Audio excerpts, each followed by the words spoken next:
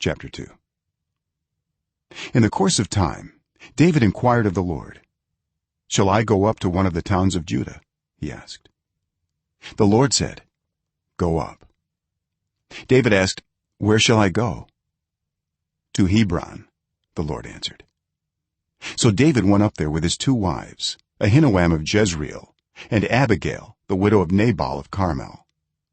David also took the men who were with him, each with his family, and they settled in Hebron and its towns. Then the men of Judah came to Hebron, and there they anointed David king over the tribe of Judah.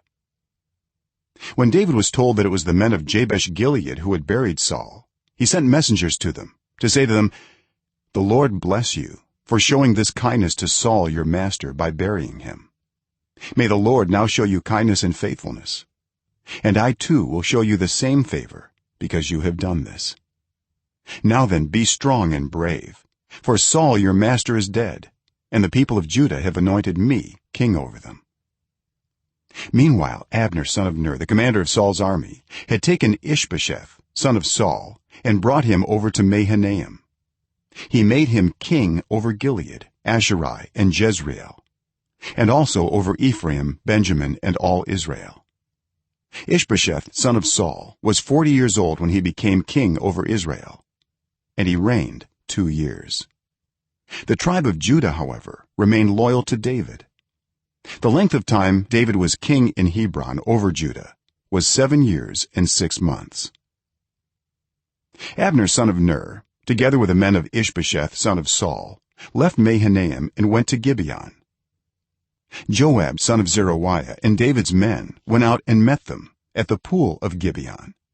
One group sat down on one side of the pool and one group on the other side. Then Abner said to Joab, "Let's have some of the young men get up and fight hand to hand in front of us." "All right, let them do it," Joab said. So they stood up and were counted off, 12 men for Benjamin and Ishbosheth son of Saul, and 12 for David. Then each man grabbed his opponent by the head and thrust his dagger into his opponent's side, and they fell down together. So that place in Gibeon was called Helkath Hazurim. The battle that day was very fierce, and Abner and the Israelites were defeated by David's men. The 3 sons of Zeruiah were there, Joab, Abishai, and Asahel. Now Asahel was as fleet-footed as a wild gazelle. He chased Abner, turning neither to the right nor to the left as he pursued him. Abner looked behind him and asked, "Is that you, Asahel?" "It is," he answered. Then Abner said to him, "Turn aside to the right or to the left. Take on one of the young men and strip him of his weapons." But Asahel would not stop chasing him. Again Abner warned Asahel, "Stop chasing me. Why should I strike you down? How could I look your brother Joab in the face?" But Asahel refused to give up the pursuit. So Abner thrust the butt of his spear into Asahel's stomach, and the spear came out through his back. He fell there and died on the spot, and every man stopped when he came to the place where Asahel had fallen and died. But Joab and Abishai pursued Abner, and as the sun was setting they came to the hill of Ammah near Giah on the way to the wasteland of Gibeon. Then the men of Benjamin rallied behind Abner. They formed themselves into a group and took their stand on top of a hill. Abner called out to Joab, "Must the sword devour forever?